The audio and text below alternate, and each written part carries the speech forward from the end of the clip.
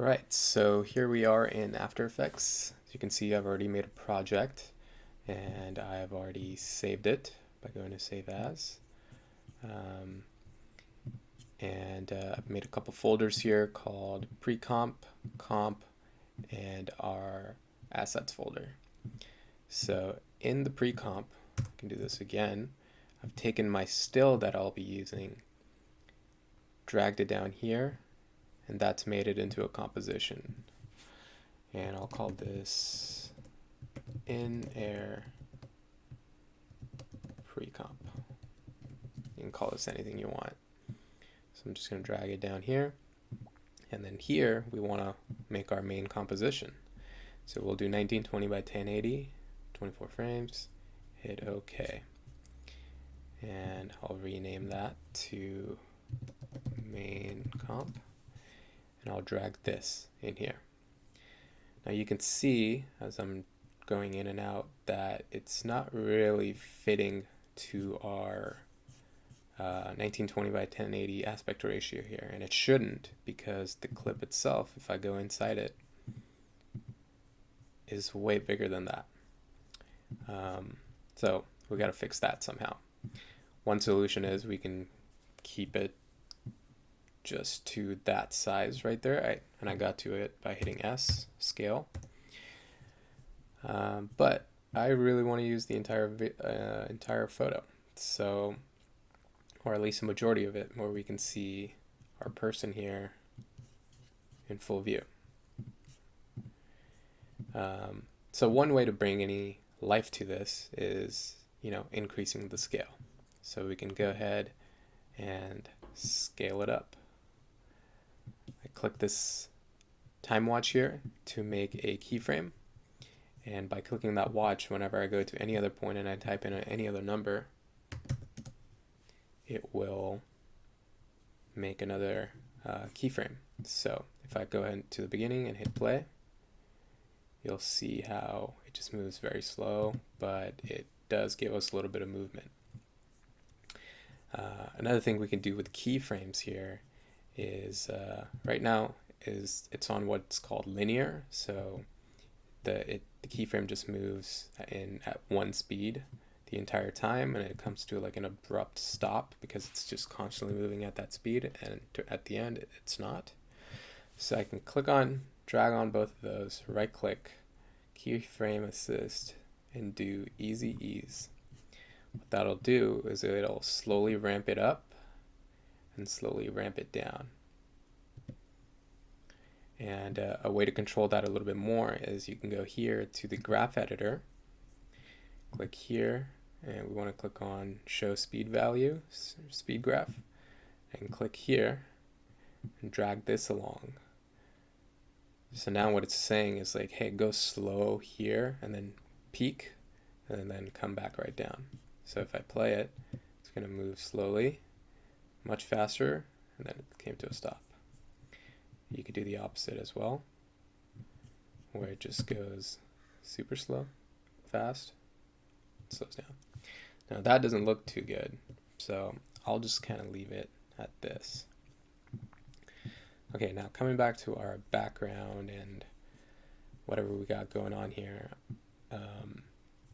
we clearly just need more space on the sides. So how do we do that? We obviously don't have, this is the only picture we have of from the set, and a lot of times you might end up getting a photo that was shot in a way that you really can't do anything about. So you gotta get creative and use other tools that you have available with you to make something happen. So what we're gonna try to do is I'm gonna go to where this photo is. I'm gonna right click it. I'm gonna open Photoshop. I'm gonna do some Photoshop work. So my goal here in bringing this photo to life is to separate out our subject and separate out our background so they can move independently on their own layers. At the moment I'm not able to do that. I could do that by by duplicating this and just, making a mask around our person here.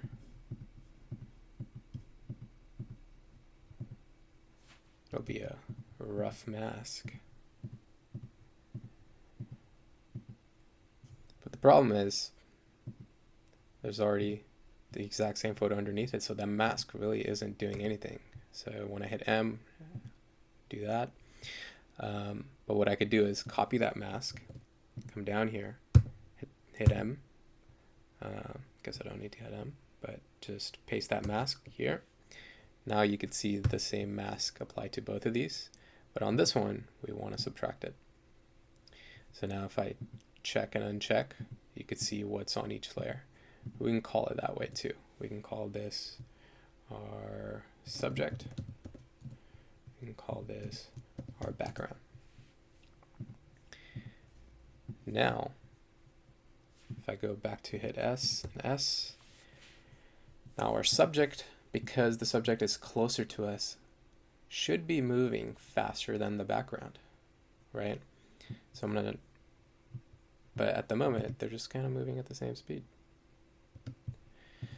So I'm going to go back and select all of these, right click, and keyframe interpolation. I'm just going to take off our Bezier curve that we added earlier.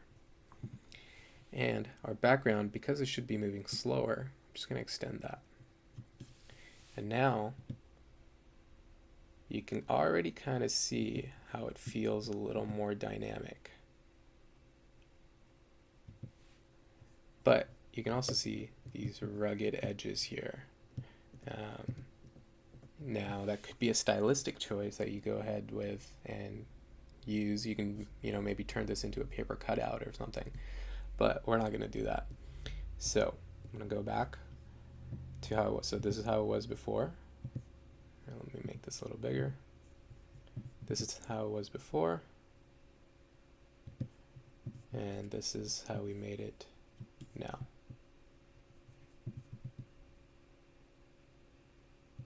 You can still see down here, it's not exactly right. That's because there's no information behind our subject, and we've taken the subject out. There's nothing there. So let's go ahead and fix that in Photoshop.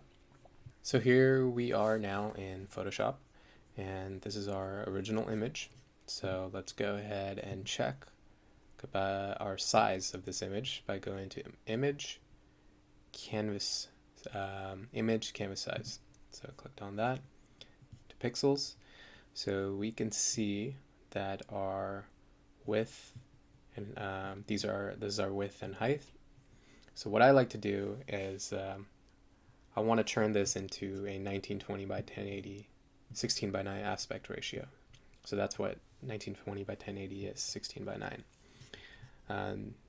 There might be a better way to do this, but this is kind of how I do it. Let's see. So I'll go ahead, I'm in Wolfram Alpha, type in 1080 divided by x equals 1920 divided by, whoops, got that flipped, 1920 divided by x equals 1080 divided by y. So for x, this is our x value, the width, which is 1920, should be 1920, and our height is 1080. Now here we only need to put in one number to find out what the other number should be. So let's say we want to keep our width. Let's actually keep our height because we want the entire image, and it's definitely longer in height than it is in width. So I'll type in my height, 4239. Now this will give me the x value of 7536. Cool. So I'm going to go into Photoshop, type in 7536, and hit OK. Now it's created this image that is 16 by 9 aspect ratio. You can see here, 16 by 9. It looks pretty close, and it's okay if it's not perfectly 16 by 9 because the image is huge. We can zoom into it a little bit if we need to. So let's, in Photoshop, we're going to unlock this layer by double-clicking it. We can call this our original. And I'm going to right-click, duplicate layer. We'll call this our subject. Right-click, duplicate. Call this background. So let's just ignore the subject, but we'll work with the background first. And the way we want to do that is we want to create a background that exists independently of our subject, is what we were trying to do. So I'm going to zoom in here by hitting Command plus. Make this a little bit bigger. Oops. And let's first extend this sky. So the way we can do that is go to my selection tool here. These are all selection tools, but I'll just go with this rectangle one. I'm just going to make a selection here. Make sure I'm clicked here. I'm going to hit Shift Delete. I'm going to hit Content Aware and hit OK.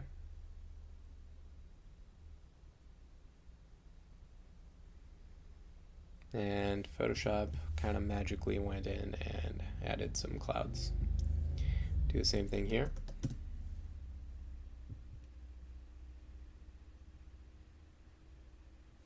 And it did the same thing here.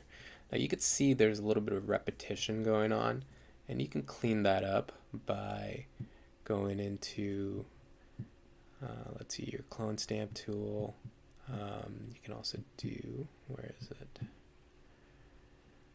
There's like the spot healing brush. There's a bunch of tools here. I haven't used Photoshop in a while, but you can kind of make a selection there. See if it does its magic. That kind of made it worse. So I'm just not going to deal with that at the moment. We can go to the patch tool, maybe select something here and drag this over there, and it'll use what was there in here. So let's actually do that to this and see if it helps. I want to use this side a little bit, so there you go. Looks a little bit better. And we can do this. Pick something here. Cool. So you can kind of see the edges on here, so we're just not going to bother with that at the moment. I think this looks okay for our purposes at the moment. So now, this was our original. We brought it into that. So now, with our background, we want to eliminate our subject here. And it's the same process. I went to here, our lasso tool. It's going to make a selection around our subject.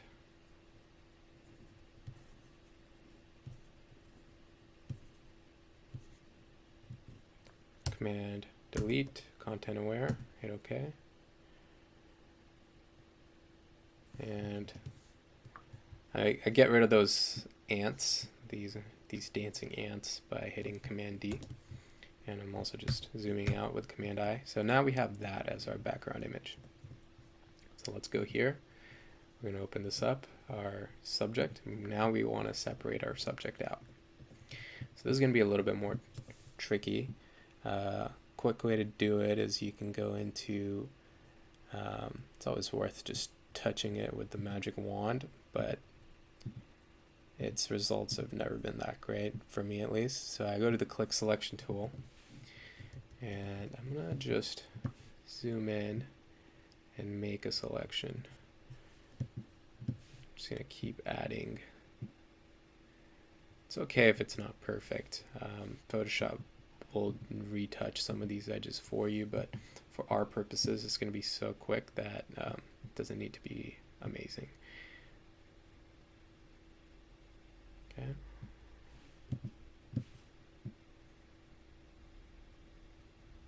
Continue to make that selection. So So if you have a photo you're following along with, so just spend some time making this look good. But again, it doesn't need to be too perfect. We just want to get our basic concepts right. Okay, so great. I think this is looking decent. Missed something here, but that's okay. Just doing a little check, making sure we got everything. And then I'm gonna go here, it's select mask, select and mask, and I'm gonna turn on smart radius. Just give it a couple pixels. Show edges. We want to show high quality preview. Let's just see the edges. Want to feather it a little bit so it's not too perfect. Smooth it out. Yeah, just try those settings, see what it looks like. Hit OK. And now we selected our person. We don't want to delete our person. We want to go to our selection and hit inverse. Once we got that, we're going to delete. So it just did the inverse of our selection and deleted everything else that was there. So I'm going to hit Command D, get rid of those marching ants, kind of go in and inspect and see how our selection actually like really made the edges smooth. We kind of lost some hair there, but that's okay for what we're trying to do right now. So that's the original. That's our original subject. And then we have this. I think that's okay. Back up. And I'm going to go to File, Save As. And under Stills, I'm going to do in air. And we'll save it as a Photoshop file, as a PSD. And we want to enable layers. Hit OK. Okay. Okay, now back in After Effects, I'm going to go to my stills and we bring that Photoshop file back in. So File Import or Command I, and I'm going to bring in our in-air PSD. We're going to hit Composition, retain layer size, and editable layer styles. We don't want to merge any of it. Hit OK. And now I brought it in here. Now that's we'll just move that into our pre-comp. And these are the layers that were in Photoshop. So let's go ahead and go into our main comp. We can leave this as our test main comp. But here we'll do main comp. So in here, let's bring all our layers in here. And you could see the size, they're still pretty big. And we don't really need, so it's our subject, our original, and our background. So subject should be on very top, then background, then original. We don't really need our original anymore, so I'm going to just delete that. Make sure we have that. And I'm going to click on both of them, hit S, so the scale is controlled together, and I'm just going to scale them down.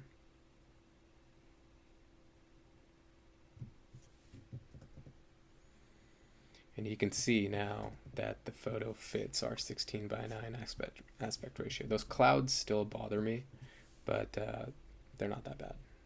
It's okay for now. So now we can go in and do what we did with scale. Click this, and I'm gonna go to 2 seconds and say, hey, I want this at, say I want to end it at 30. Huh? It's too little. How about there? 41. We'll do this 41. So it's moving all together, not ideal. So we want to scale this a little bit slower. And there it goes. But we need this. At some point we need this to stop. See how this stops it, but it keeps going? This is where you can come in here. We've already moved this. We hit this, it creates a keyframe. Then we're just going to delete this, and it'll move, come to a stop. And we could do what we did with keyframes earlier. Right click. And easy ease.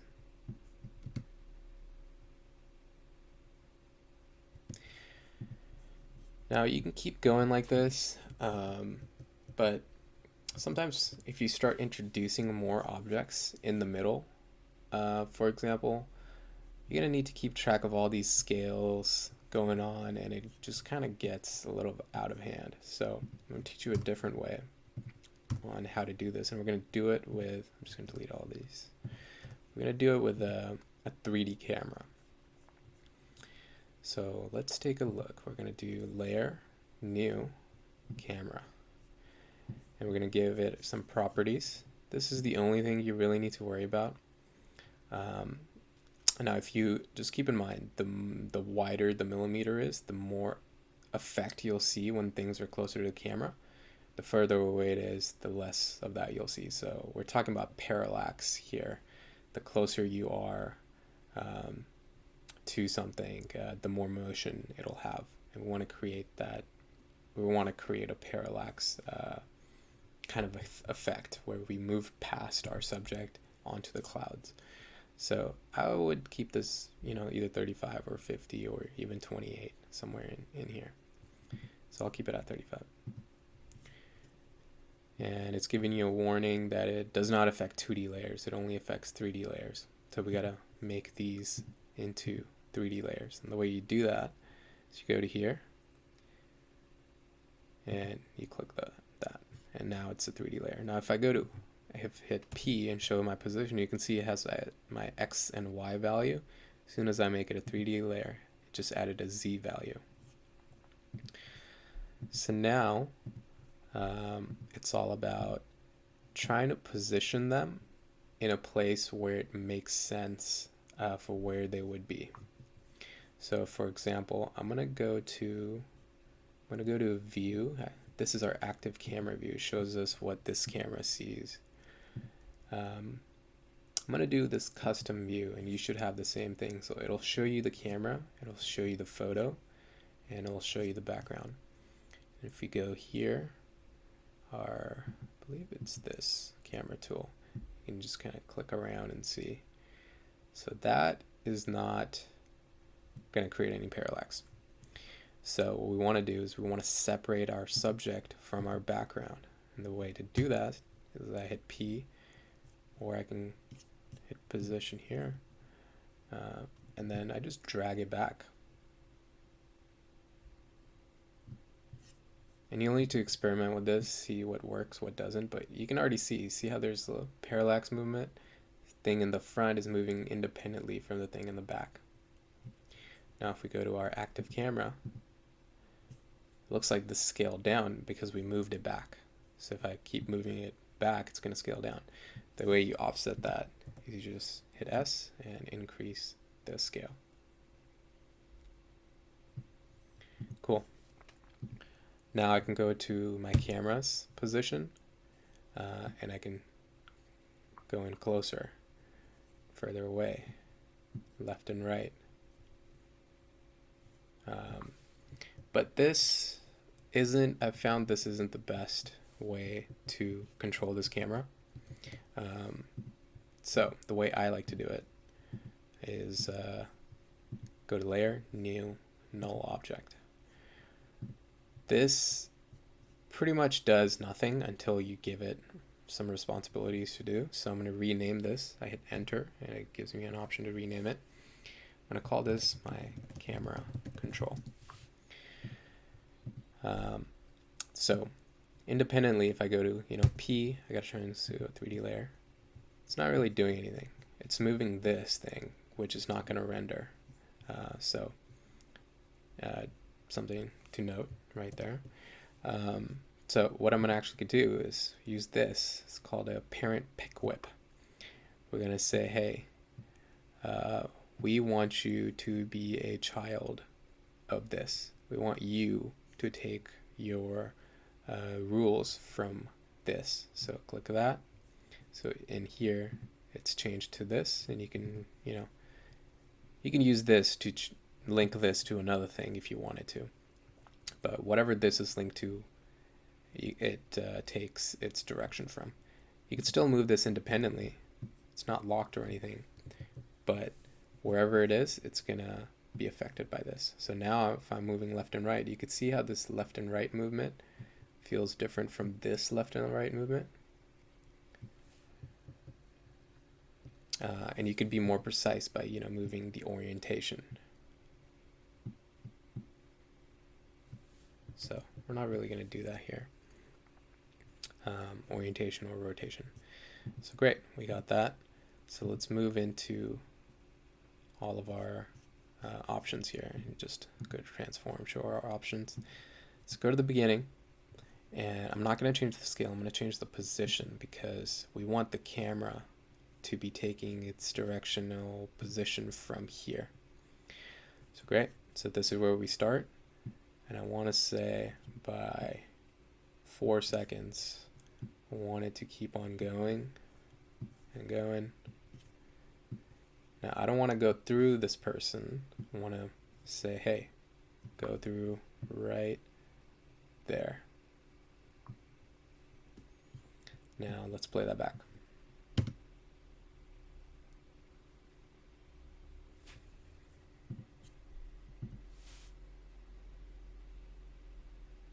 It's moving pretty slow. I'll just make it to 2 seconds.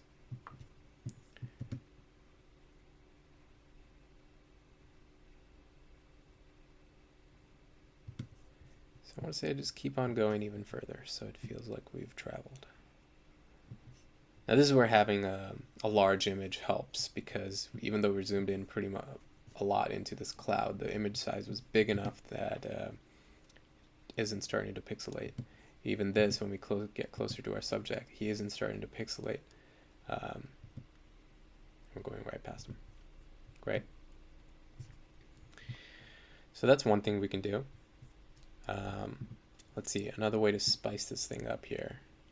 How close do we get to this? Kind of feels like we go through it a little bit. So I'm going to move my X value the other way a little bit. See how it created a new point because I wasn't directly on it? We got to be careful about that. So I'm going to delete the other one and move this here. Start that over.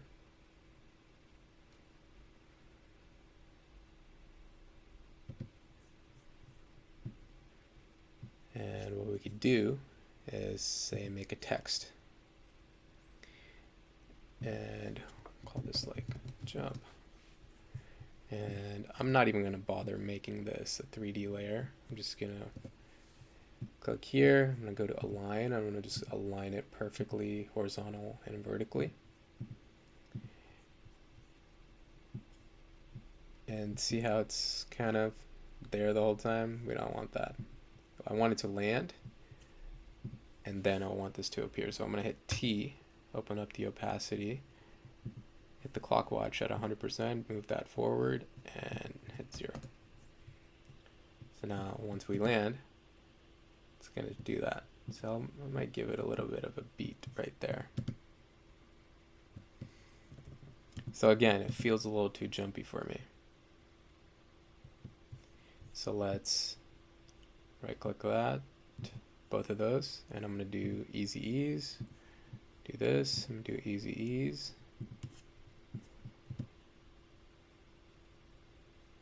So it just lands and takes off a little smoothly, a little more smooth. Okay, that's better.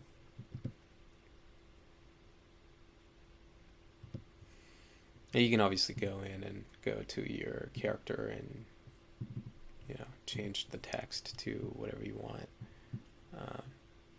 But just gonna kind of leave it how it is. And another thing we could do here is add some motion blur. So these keyframes you can do in Premiere, but this is what's gonna use some of your GPU power, and it might be heavy on your system. So we're gonna enable our motion blur, and you can see nothing is happening still. That's because we gotta tell each layer which layers we want them to use motion blur on. So this one and this one. This is our background and our subject. So enable, enable. And you can see now it's moving slower. It'll get there. And you'll really start to notice the motion blur as it gets closer and closer. See how it's already moving? It's kind of replicating what a real camera would do when you move past it, past a subject.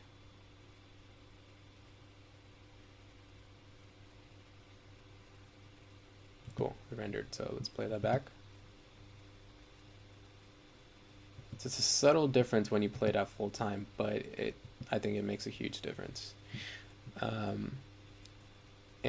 Say your computer starts running really slow, like my fan just turned on, you might be able to hear it. You can disable this, but keep it enabled. And then once you're ready to export, go ahead and enable this. So, I think that's the end of this section here. I would encourage you guys to go on the internet, find an image, and take it into Photoshop and repeat the steps, kind of like how I did it.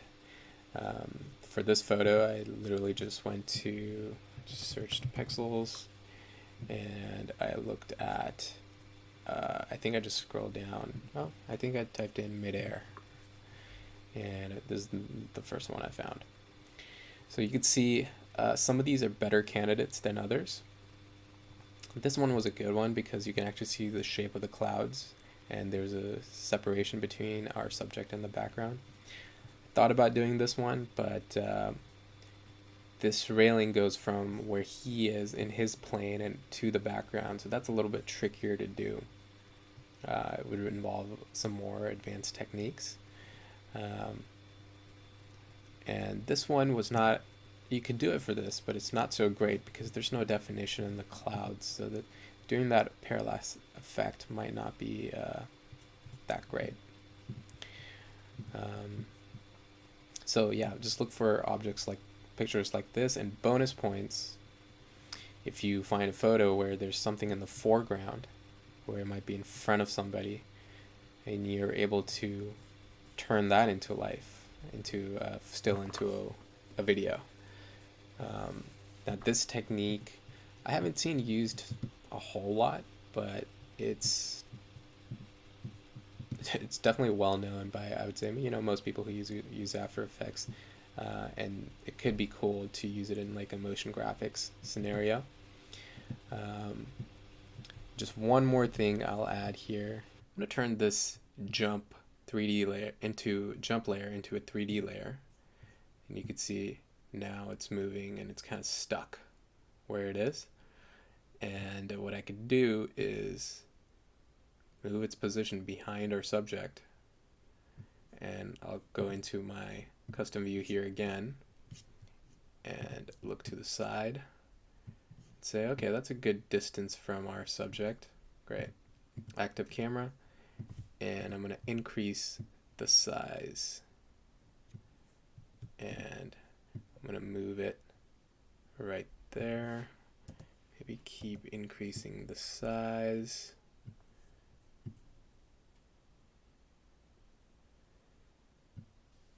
And the position should still go to where we had it before. But you can see there's now a whole lot going on. And this is where now you're going to have to start getting better selections, because you see something in the background and it's outlining it. Now, if this was a white text, it might not be so bad. You could see that. Or even something like blue that kind of blends in. But once you get to the darker tones, you could see really how it's affecting your image. So just for fun, I'll leave it at a little off-white color.